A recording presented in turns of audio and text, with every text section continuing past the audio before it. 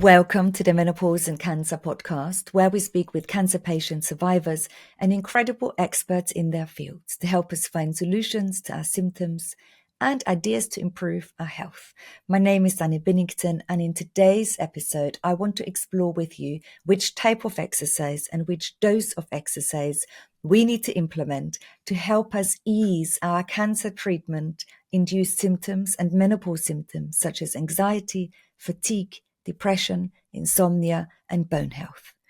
So, if you've ever wondered what exercise can do for you in helping you ease those symptoms, this is the only episode you'll ever need to listen to. I'm joined by Professor Anna Campbell and a whole group of the most amazing women in our community. Professor Campbell has published over 60 research papers and 3 academic books in the field of exercise and cancer survivorship. And in addition, she's also established a charity called CanRehabTrust, and this charity links cancer patients to exercise specialists. It's absolutely genius. So if you've ever had any questions about how to exercise after cancer, then really listen to this entire episode. But we all know it's difficult to exercise. And so at the end of this episode, I'm going to share with you my top 5 tips of how we can put all of the evidence we have learned in today's episode into our everyday life so that we can all reap the benefits. Which type of exercise is best after cancer? How much should you exercise? Can exercise reduce your risk of a cancer recurrence? And what are the guidelines? We're going to cover all of this and so much more. If you're watching, I hope you really enjoy it. And if you are listening on the podcast, then I hope you're out there on a walk, getting your steps in whilst we're chatting. Well, welcome to our exercise session today. I'm really pleased to be sat here with Professor Anna Campbell, and I'm going to ask her to introduce herself in a moment. I'm Danny from Menopause and Cancer, and we've also got Rachel here from the organization. You can see our lovely backgrounds. We've also got Anna, our volunteer, Anna here today, our breast nurse, which is amazing. And so it's lovely. This session is sponsored to us by Astellas Pharma Limited, which is great. We can get lots of content out to you this week. So I'm really pleased. That's fantastic. So Anna is a woman that is very hard to get hold of. She is the pioneer of when it comes to how much exercise, what exercise, which type of exercise for anyone affected by cancer. Anna, welcome. Are you happy to introduce yourself a little bit to us? Thank you, Danny. It's always a delight to chat to you. And yes, I am so pleased to be here. This, you will find out, is my passion. It's been my life for 25 years now, working in the area of exercise and cancer survivorship, or living with cancer, or living beyond cancer. So a little bit of a background about myself. I'm actually, and people always say, are you a nurse or a physiotherapist? I'm actually a basic lab scientist. And this is quite of interest because it helps me to talk to people who are maybe need convinced that exercise is a medicine. Because I did my degree in biochemistry and I did my PhD in immunology, and I worked in labs for many years, including working in making transgenic bulls. Don't ask me about that. And then also I worked for the company and the research group that made Dolly the sheep. Some of you may remember Dolly, the very first cloned animal. Well, Dolly was one of the lab I was working in, and I remember the day when we said, we've done it. And just a little thing about Dolly that as women may be interested to know, the reason why she was called Dolly, does anybody know why she was called Dolly, this first cloned sheep? No? Well, this is a good one for pub quizzes, etc. Is she was made from a one cell. She's cloned from one cell, as we know. Well, that one cell came from the breast of a sheep. So breast and Dolly, anybody kind of getting an idea who she's named after? Oh, Dolly Parton, is it? Dolly Parton. So that's why she was called Dolly. And Dolly Parton actually knows this and said, hey, gee, I'm delighted that Dolly was called after me. So there's a little fact. So that's a little bit about my background before. And what happened was I was working in the biotech industry, traveling around the world, living out a suitcase, and I thought, right, I've had enough of this. Now, I am not a sports person. I'm not an athlete. I'm just somebody who loves to keep active. So I decided to learn more about exercise physiology, and I did a master's in that. And once I'd finished it, I spoke to my friend who was a breast cancer nurse like you, Anna, and this was actually the year 2000. And she said to me, Anna, I tell all my patients while they're on their treatment for chemoradiotherapy, stay in bed, lie down, don't do anything. Now, is that the right thing to say? And when I looked in the literature, 25 years ago, there was absolutely nothing about exercise and cancer. So really that got me onto this path of studying with funding from Macmillan and then from Cancer Research UK. And we built up a lot of evidence about whether there is something. And that's basically what I want to talk to you about today is what is the evidence? And as Danny said, what should you and could you do or try and, help go through the journey of cancer treatments and after the treatment's all over. Thank you so much, Anna. I always love that story because your inquiry has really changed the world. Like the way people perceive exercise after cancer has really changed. It's made it into so much big literature. It's really changed the landscape of survivorship, and we do need to get the message out there. Yeah. And I want to break it down a little bit because when I was starting to exercise after my own cancer diagnosis, I always thought more is better and more is better. And I need to be huffing and puffing. And I want to break it down, though. Today, most people here have had a different type of cancer. You'll be at different stages. And why this is so important, you'll all be at different stages. Some of you might be going through active cancer treatment, chemotherapy, radiotherapy, maybe you're recovering from surgery. Some of you might be on long-term active cancer treatment like tamoxifen, aromatase inhibitors. You might be on medication to stop your ovaries from working, so the Zodalex injections, for example, or you might be many years on, and there is a different way of exercising depending on where you're at. So Anna, can you take us through that patient's pathway? Yeah. Actually, even maybe before we get poorly, and maybe when we're preparing for surgery, what can it do for us then? And Yes. Now, this is where I think it is so important that one size does not fit all. And we will discuss what the guidelines are. And the guidelines have been developed for how can you get the best kind of quality and fitness outcomes. And they've tried to look at that using various studies. But I like to look at it from different ways is let's look at the cancer journey from the time you're diagnosed all the way through treatments, maybe to survivorship, maybe to secondary cancers, and even to palliative and advanced. And what is the evidence and what should you do at each of those stages? But the second thing I'm going to talk to then is what if you've got a very specific side effect? What is the evidence that being active will help reduce or prevent that? And then third, I want to talk about what is the evidence that cancer can stop the cancer coming back? And then I can kind of look into the more molecular cellular if that's something you're interested in. But from the time of surgery, getting that diagnosis is a real shock. And for a lot of people who've been getting on with their life and it's just been through screening or they've just felt a little odd and they've discovered they've got cancer, the shock of it can make everybody think completely out of control.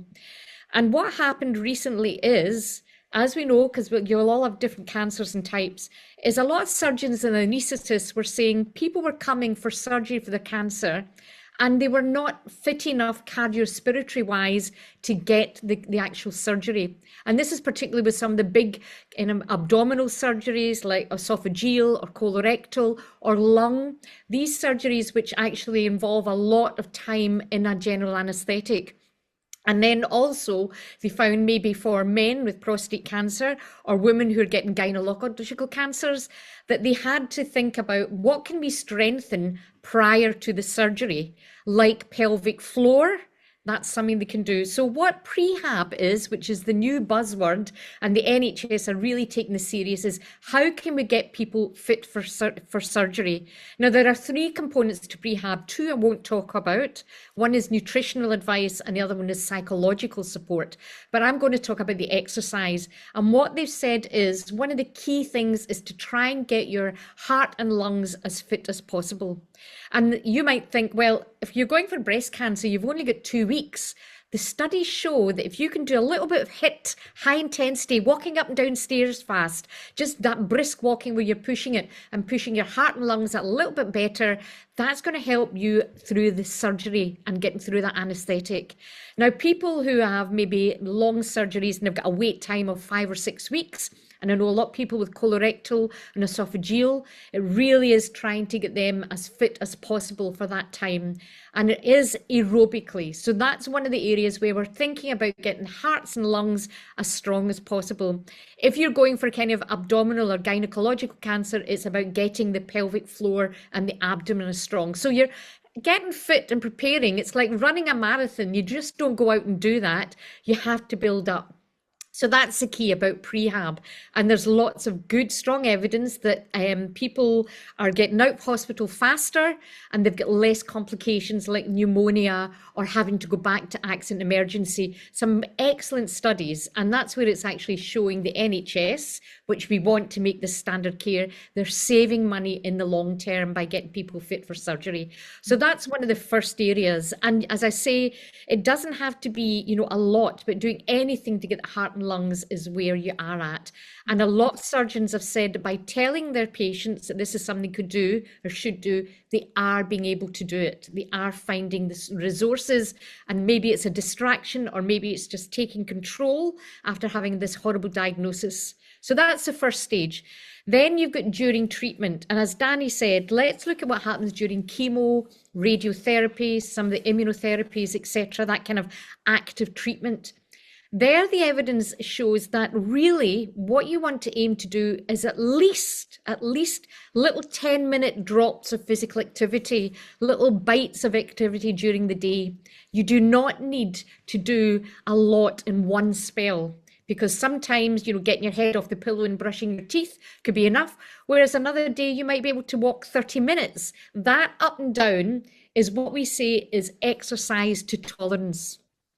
And the main thing there is, and the studies have shown, there was a study by a friend of mine who is in New York and she used to work for NASA, and she's looked at the cardiorespiratory fitness of women who were on chemotherapy for breast cancer. And the ones that did nothing at all, they aged about 10 years as far as their cardiorespiratory fitness using a thing called the VO2 max. So what I'm saying is, during treatment, do not try to get fitter. Just try to reduce the decline that happens. That's one of the key things for your aerobic components. And for muscular strength, again, she found that people did absolutely nothing, like this nurse was asking me about 20 years ago. They were like being in space for 9 months, that their muscle mass deteriorated quite dramatically. So again, if you can do some strength training, a little bit, just 2 or 3 times a week, wall press up, sit to stand, a little bit of squats, all these kind of things, you're just reducing that muscle mass reduction a little bit so that the decline isn't as steep. And last but not least is some stretching there. And then you've got sorry, Danny. No, Anna, you know what's so interesting?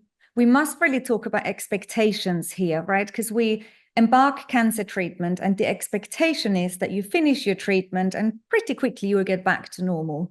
Well, you've just told me that we've got evidence that we age by about 10 years if we don't counteract that with some physical activity, and that we lose muscle mass as if we're in space for 9 months. And yet there is most of our expectations that we should bounce back from treatment with the energy, without fatigue, with feeling strong, with getting back to exercising. It's unrealistic. And without anyone telling us, we've set ourselves up to fail, haven't we? Absolutely. That is so key that people say, I want to get back to normal, but you have to take into consideration, as you haven't even talked, Danny, about some of the side effects like peripheral neuropathy, lymphedema, cardiotoxicity, hot flushes, night sweats, and how they all even affect what's going on, never mind your cardiorespiratory and your muscular strength. So I think that's where I always tell people I train, physios and fitness instructors, everybody who comes in every day during treatment, and for you guys yourself, don't give yourselves a hard time. Just say, how am I feeling today? And that's why the rate of perceived exertion is much more important than looking at heart rate or how many reps. Something one day might feel extremely hard, but it could be that 2 weeks later, it feels actually okay. But 2 weeks later, it's really hard again because of this up and down. So you've got to allow yourself to be buffeted about a bit and not being too hard on yourself during the treatment to say, I did 20 minutes walk last Wednesday. I need to do at least 20 or 30 this week. No, during treatment, be much more aware of where you are. And one of the things I have found is that, particularly with cancer-related fatigue during treatment, some people, when they've had a good day, they think, I feel quite good. I'm going to get the house tidied. I'm going to go and do that shopping. I'm going to meet my friends. We're going to go out tonight. And then the next day, they are absolutely wiped out. And I can see a few heads nodding there. And that's what happens if you try to do too much too soon. You really are pushed back and you think, oh my God, that was scary. I can't do that again. So that pacing and just doing, listening to your body and feeling as if you're doing just enough so that whatever exercise, if it's in your room doing some aerobics to music or walking the dog, you should feel energized at the end of the exercise, not wiped out. And we just spoke about this earlier, Anna, when we had a conversation before everyone joined us. You come from a Jane Fonda generation, you said to me, and exercise for you was always very much about sweating and huffing and puffing and being exhausted afterwards and your heart rate up. And I wonder whether a lot of us here also feel like for exercise to be beneficial or worthy, or for it to even be, there's a point for us to make the effort. It needs to feel really hard. But you're saying during treatment, go with how you feel rather than what you think you should do. Very much during treatment. I can't emphasize that more. Please do not think that you have to do the prescription of X, Y, and Z, because I am involved in two different pathways. One is clinical trials where we use exercise like a medicine and we give people a dose. And so we want to give them the highest dose we possibly can. And that's sometimes pushing people to work at a certain intensity for a certain time, certain duration during the week, and then seeing if we get the effects. But I also work with the real world and how you help somebody to change their behavior. And there's nothing worse than being pushed and thinking, that was awful, I don't want to do that again. It has to be fun. So what's fun for me might be, believe it or not, going to a circuit class and working pretty hard. What's fun for somebody else, maybe doing Tai Chi or Qigong. It might be walking the dog. It could be playing golf. Whatever it is. But as Danny said, do not feel that you have to feel the burn, go for it, which is what I got when I was doing all my Jane Fonda works out. If you didn't feel the pain, you weren't working hard enough. That's completely wrong nowadays. And then we sort of end our active cancer treatment. And then most people I speak to, most people are petrified. What's going to happen now? We feel abandoned. We feel totally left. Our doctors say it's only 3 months till your next appointment. Fingers crossed, everything will be well. And we're in this big void of time. And this is when a lot of people look towards changing their diet, their exercise, other behavior. People start to have cupboards full of supplements because we feel it's over to us now, right? It's like we're walking around with this big suitcase full of a self-care burden. We're like, right, it's now I need to change everything I've done before and I'm going to do so well.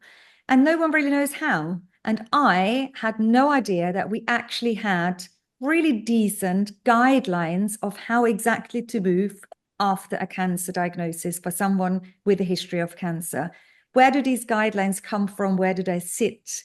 Do you stick to them? Is this something you work with, or have you made your own?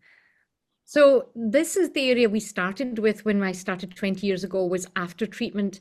And the reason was, as we've described, when you finished it, you're completely wiped out, washed out.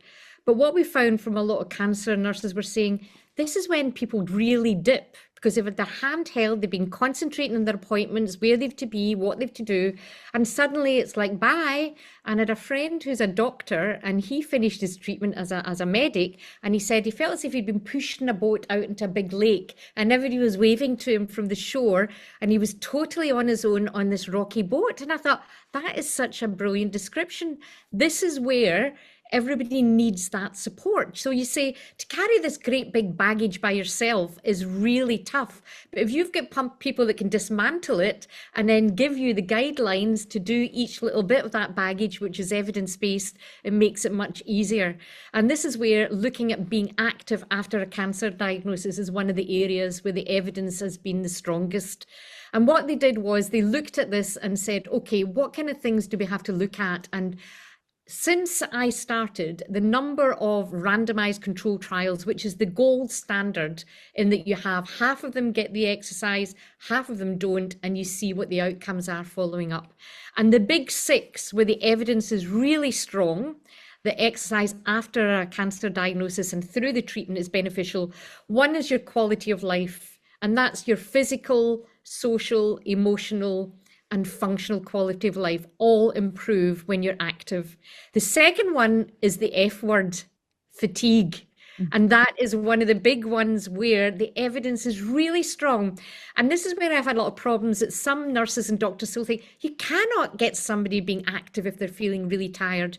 Well, just what I've said, it's not about pushing you hard, but it's about getting you started and doing little things, because exercise and being active has a feel-good factor, where a lot of women would say to me, oh my goodness, I slept so much better last night because of the activity we've done. So the quality of their sleep and the type of fatigue is not that heavy, dragging, awful one. So there's loads of evidence that fatigue can be reduced or prevented long-term by doing that activity.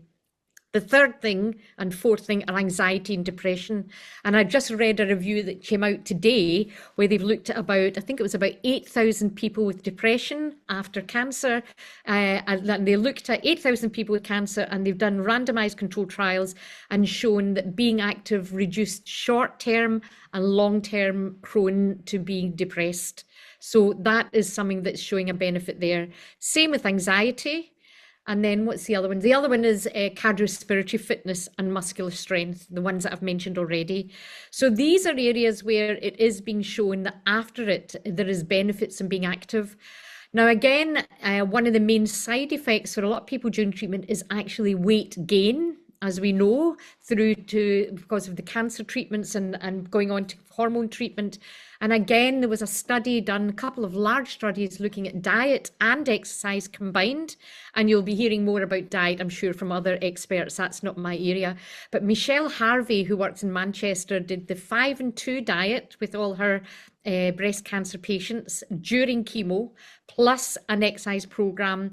And the ones who were randomized not to that gained 8 kilograms on average, whereas the ones who were given the program of the diet and exercise didn't gain any weight, and their cholesterol levels were better, their insulin levels. So the evidence has been building up that if after it you can actually do some activity, it is beneficial. And I want to just share one slide where we have actually looked at the guidelines depending on what the issue is. Just to say, I'll give you this first and then I'll tell you about a study that I'm involved in at the moment. So this is, if you see, the evidence where the evidence is strong, and it shows you the dose that you should do. Now, this is just a prescription for if you wanted to know how much and how often to get rid of cancer-related fatigue, or to improve your quality of life, or improve your physical function, that is your aerobic fitness, reduce anxiety, reduce depression, or help reduce or prevent lymphedema. They've given these specific doses. And then the ones in the moderate are the ones where for bone health, and this is for anybody, again, who is on any of the hormone treatments, where they're actually finding that their bones are becoming thinner. There is an advice about how much resistance exercise you should do to actually get the benefits there.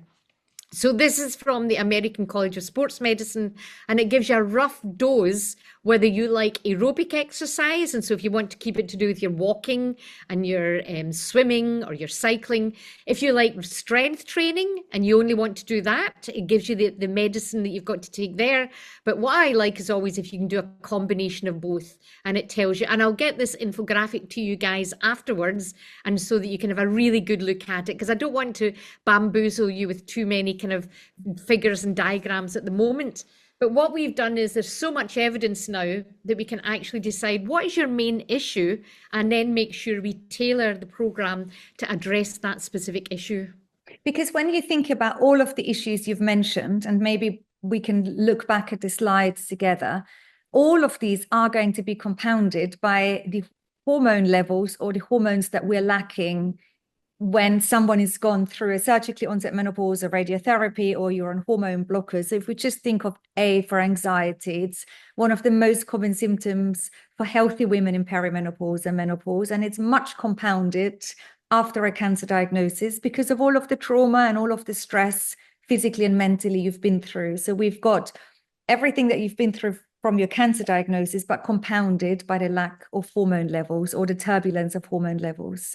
And the same goes for all of the other symptoms you have just mentioned, right? So everything else that you've listed, we can probably make a little bit worse because of the menopause has muddled itself into the complexities of our experiences. So knowing that we can help that with exercise and actually calling it your medicine, there is a dose, it's a prescriptive dose that we know has been measured to help, is a really good way of looking at it, isn't it? It is.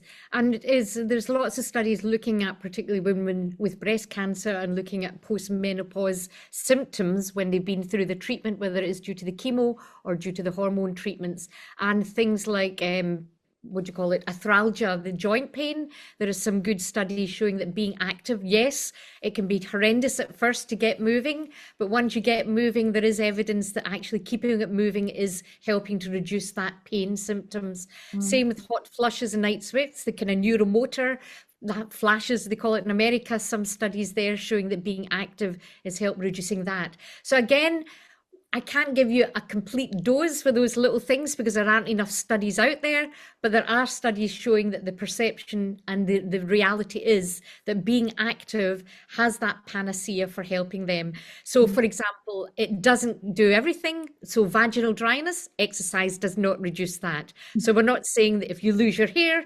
exercise is going to make the hair grow. We have where the evidence is there, and we're only going to keep to where the evidence is. And there's other parts where we say, no, I'm sorry, this is not going to help.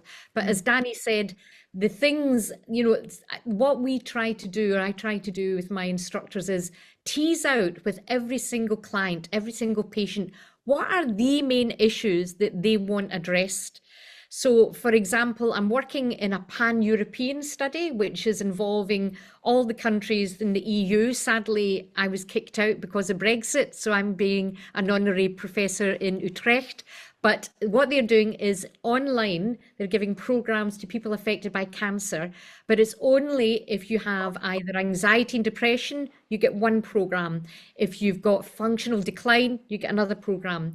If you've got peripheral neuropathy, you get another program. And if you've got fatigue, you've got another program. And all these countries are doing a standardized exercise program, which, you know, will really look at the benefits of pan-European, providing everybody a program like a medicine that works. So that's a really exciting thing that will be happening. I mean, that's incredible, but it also leaves me feeling a little bit confused because I wonder if everyone at home is thinking, well, what type of exercise should I do, Anna? So tell me the name of the program again. Someone is just curious about, is it? The European one's called Preferable to, and it's based from, and it's a EU grant, a Horizon grant, and it's based coming out of Utrecht, but it's got Spain, Portugal, Holland, Germany, Sweden, Norway, all these countries involved in doing these programs. So yes, guys, what should you do? Yeah, thank All you. I'm going to say is avoid sedentary behavior.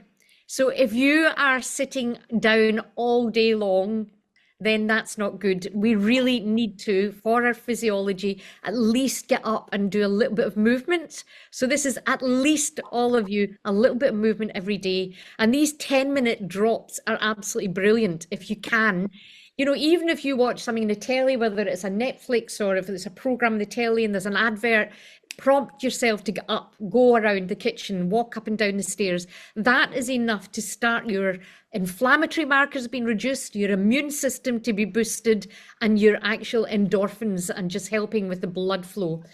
But what you really could be doing, if possible, is the three components that I mentioned. There are three types of fitness. One is aerobic. That's getting your heart and lungs and your circulation going. And again, that's the one that's very much involved as an immunologist, that you need to do aerobic exercise to boost your immune system.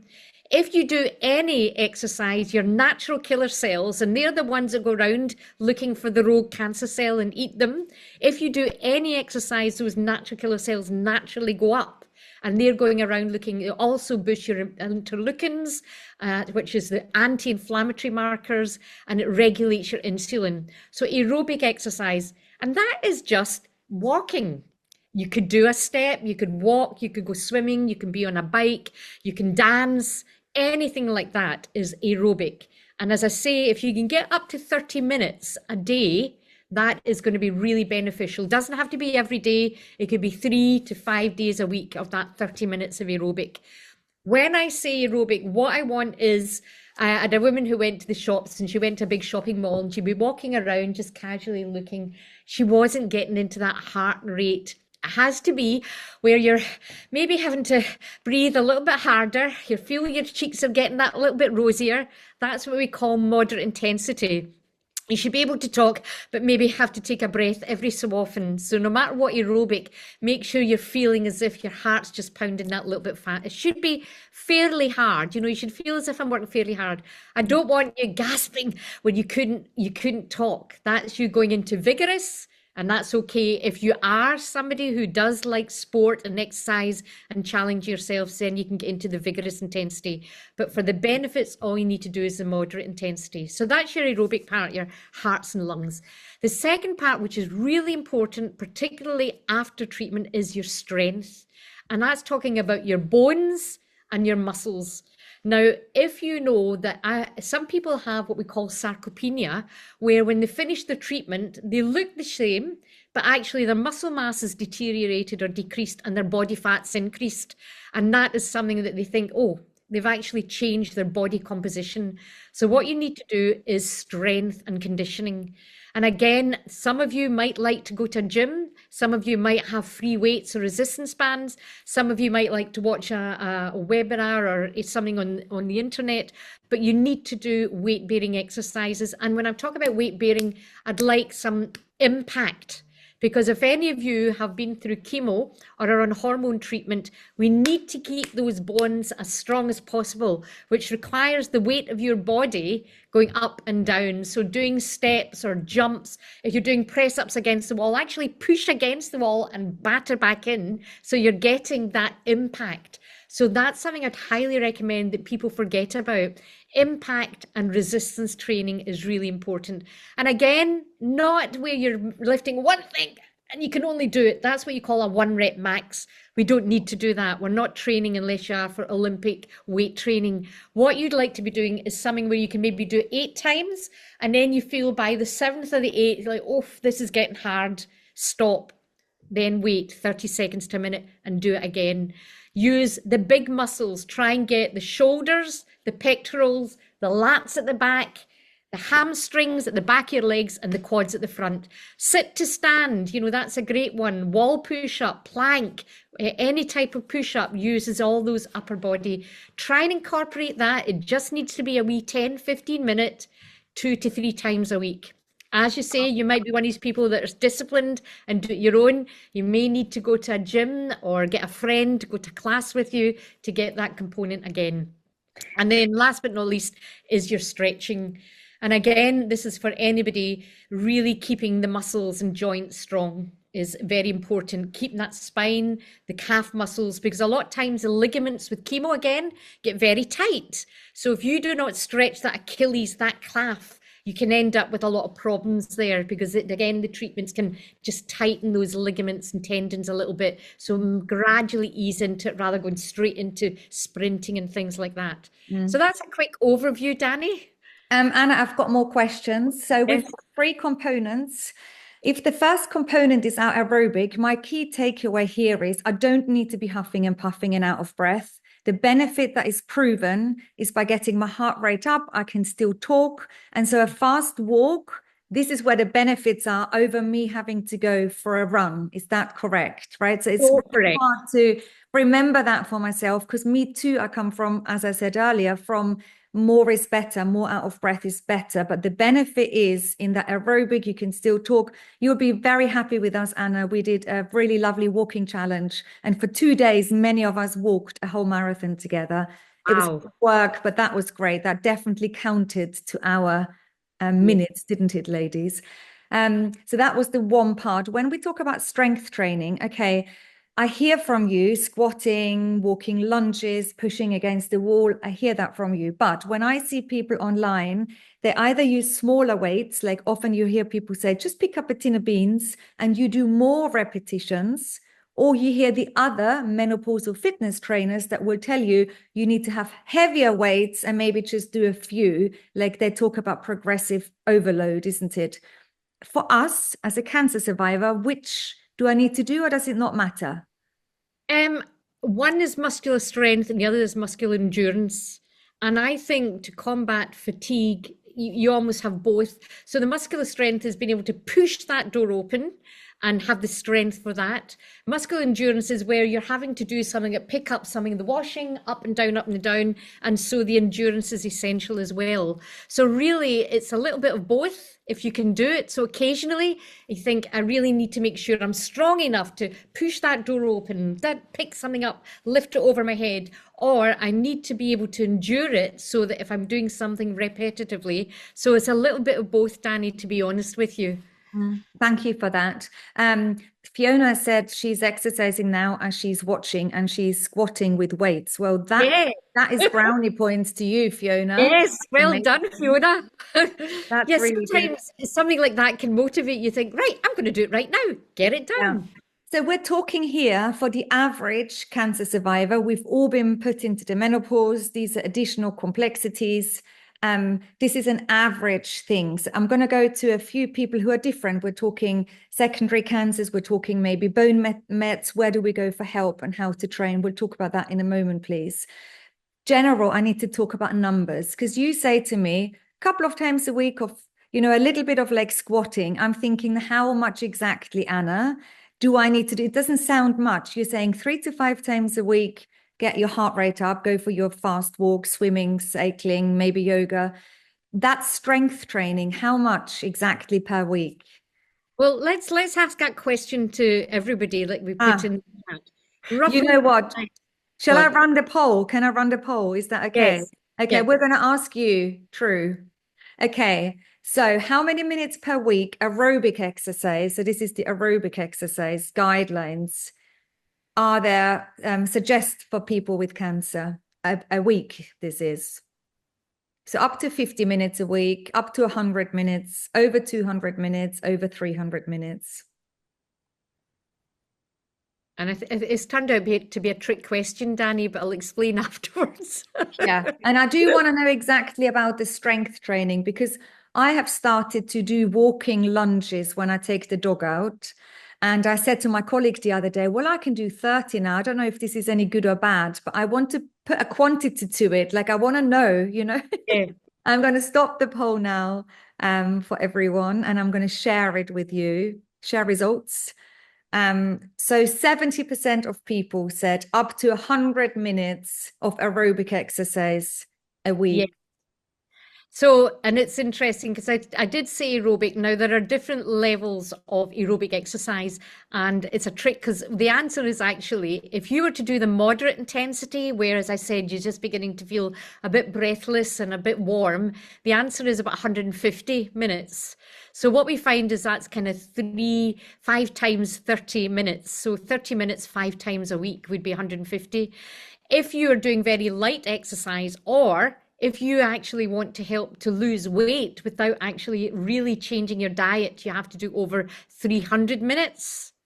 And something that's not there is for aerobic exercise. If you are a jogger, a runner, you like to, compete in various, and you work really hard, you only need to do 75 minutes. So that's the message there is, and again, the key thing there is that that showed that everybody had different guesses and nobody really know. So what I'd like to say is for the health benefits, and this is what they're talking about, and this is with not taking into consideration any of the side effects from cancer treatments and medicines.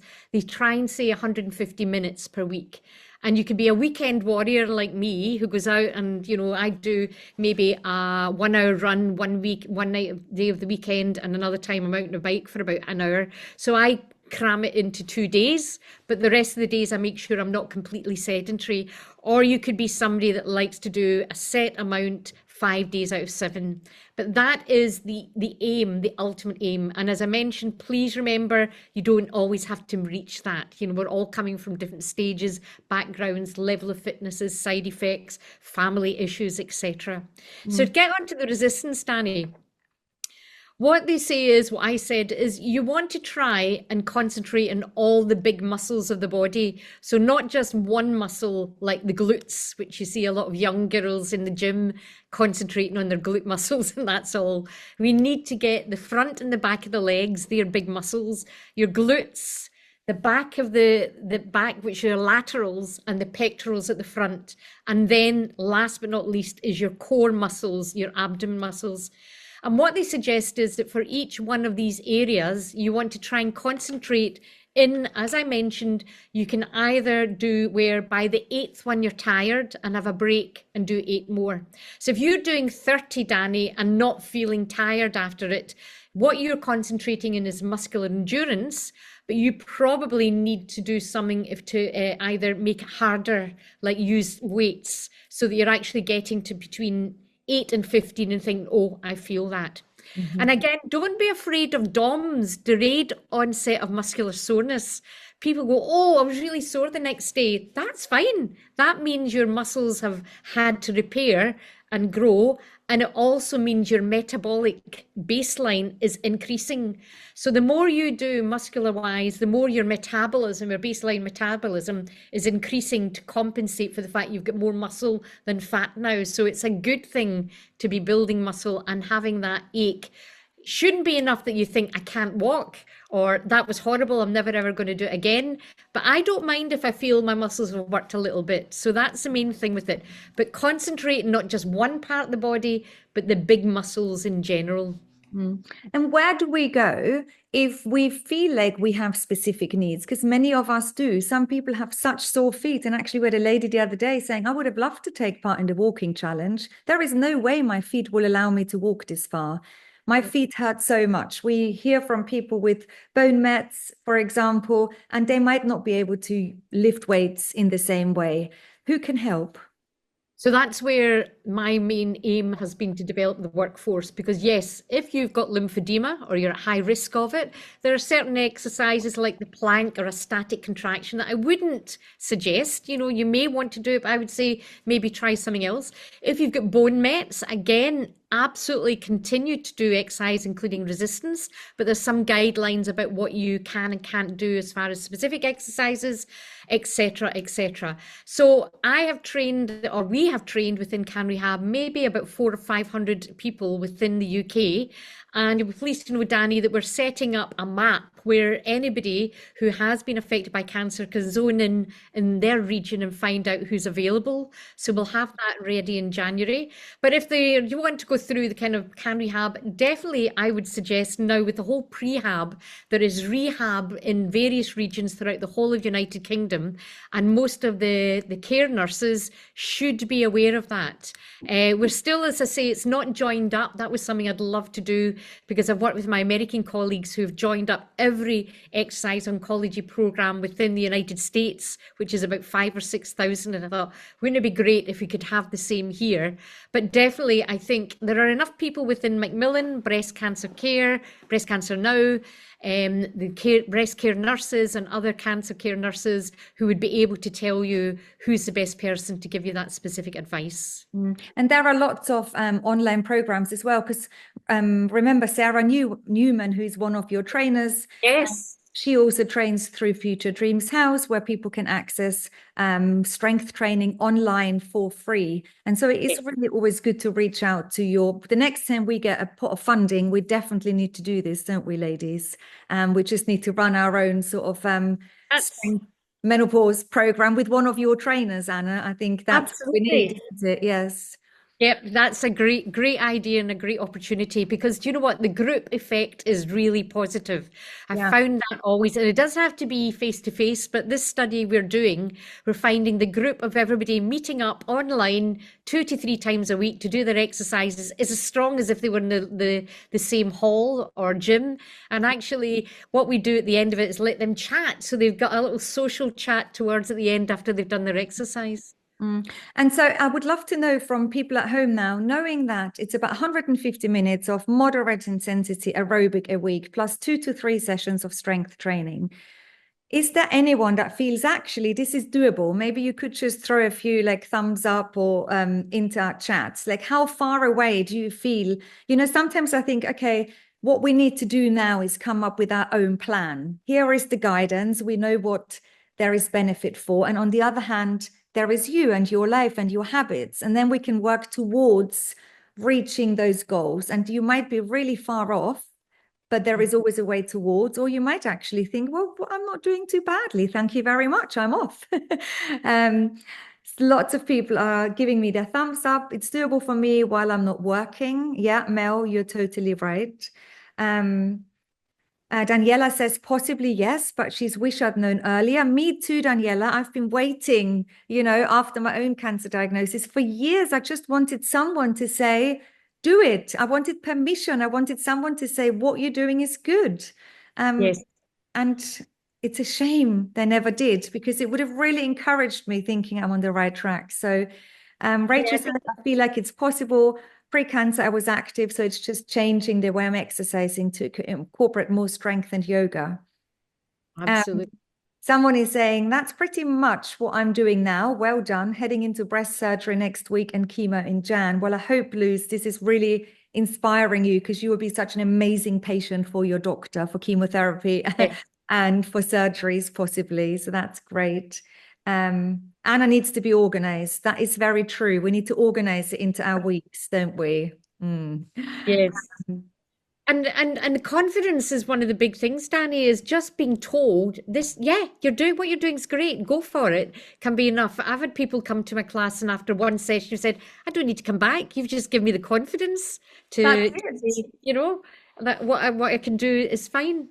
Yeah, someone just said, thank you. This is really, really helpful. Thank you so much. Thank you for validating. Is Pilates on machines any good, Anna, for resistance training? Oh, yes.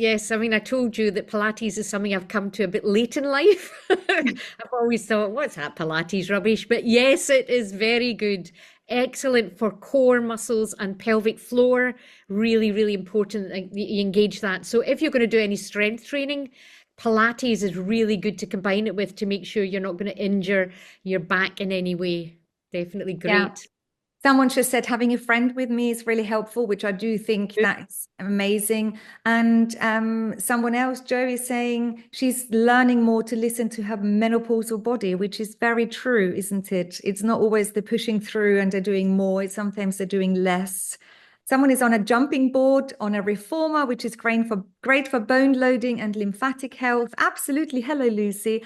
What I think has really highlighted for me is there is guidance. So don't let anyone ever tell you it doesn't matter how you move, how you eat. There is guidance. It's very clear.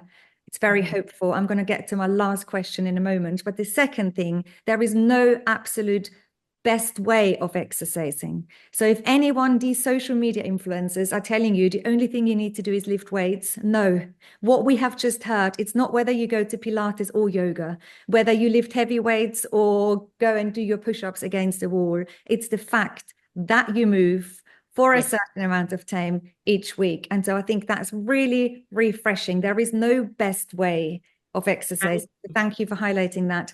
If we do all of this, Anna, and I know sometimes we can do everything and we get, weight-bearing athletes that are vegan and they get cancer. But if we do all of this, by how much can exercise like this reduce our risks of my cancer recurring? As my last question before we let you go. And it is a difficult one because there are no randomized control trials. I can't take 100 women with breast cancer and say half of you stay in bed, half of you do exercise, and we'll see which ones get cancer first. What they've done is a lot of kind of epidemiological studies, and they have shown that those who are active after diagnosis compared to those who are very sedentary reduce the risk of the cancer coming back by about 30%. And that is probably because of these physiological, biological protective mechanisms that when we exercise, we boost our protection. So it does not guarantee that if you exercise, the cancer will not recur, but it stacks the odds just slightly against that happening. And that's what I like to say. And if anybody says if you exercise, you won't get cancer again, that's not true. But we can do whatever we can to be in control of our bodies. And exercise is an amazing physiological, psychological tool, medicine to help us going forward. Thank you, Anna. No further questions. You're released. You're just my exercise goddess, is all I can say. When I first come across you, everything shifted for me. And on the days where I felt not motivated, maybe very flat in my mood, maybe depressed, where I just became the couch potato, I had your little voice in the back of my head more often than not. And I can't thank you enough. So that's lovely. Lots of people saying, so encouraging to hear this advice, as it is so easy to feel a failure. So thank you so much for validating, Anna. Thank you so much, Anna. Absolutely amazing. Oh my gosh, I just think Professor Anna Campbell is amazing. Everything she has done for the cancer community is just fabulous. However, we know knowing the facts and the evidence is one thing, and we know putting all of this into practice is another thing. The first thing I would say is ask yourself whether you need some help in getting started. And if you think, yes, I might need some help, encouragement, motivation, a plan, then reach out to some charities. There are plenty of charities that can help you on your way. So don't think you've got to do it all alone. Have a Google, reach out to your local charity partners and see how they can support you. My next tip is to move with joy, because after my own active cancer treatment finished, I had to re-identify how movement really benefited me and what gave me joy. My body didn't feel the same anymore than pre-cancer. I didn't have the same energy levels, and I really needed to find new ways of moving my body. And so perhaps this is an encouragement to you. Often we get through active cancer treatment and we want to just get back to our old life, back to moving like we've always done, back to our regular activities, but that doesn't really work anymore for a lot of people. So there's nothing wrong with opening up, and it's the beginning of a new year as well, opening up lots of new opportunities. So my next tip is, as you're trying to move with joy a little bit, you need to go out there and explore. So explore some local classes, explore some ways of moving that you never thought you might enjoy. Because who knows, your absolutely perfect community class, Pilates class, yoga class, or Couch to 5K, something like that might be out there. And you might be missing out because you just haven't tried it. So move with joy and explore what that could be for you. My next tip is to really incorporate exercise snacks, because at no point, if you listen or think back to the recording with Professor Campbell, did she say we need to go into doing hour-long classes? No, there is no proven evidence that all of your exercise classes need to be an hour long. So perhaps if you've got a dog, you can do some walking lunges. Maybe every time you see a tree, you can do some push-ups against the tree. Maybe you can incorporate some other ways of moving in your house. It doesn't need to be the hour-long class. A wonderful nutritionist said to me, Danny, surprise your bones, jump down the stairs, do whatever it takes. And so use exercise in a playful way and add exercise snacks into your life. My next tip would be to be kind to yourself, because some of you have actually been very sedentary for all of their life before cancer came along. And now the expectation to suddenly move, such as the guidelines advise, is almost a little bit unrealistic.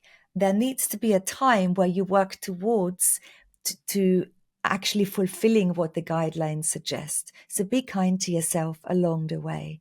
This isn't an all or nothing. You either move or you don't move. This is a little bit of movement, maybe a little bit more movement than what you used to do is a really great next step. So be kind, and also how you talk to yourself. And then my last tip, one I'm very, very passionate about, is find a buddy. It can be making all the difference to you if you find a buddy in moving. Find a community, find a buddy, find a group, find a class, get a neighbor out, get a friend out, do your walks and talks, pick up a coffee or a cup of tea along the way. It can really make all of the difference. In fact, I'm so passionate about it that this is the second year we've done our walking marathon challenge, where we get everyone together in our community and we just walk and talk, and it's an amazing opportunity.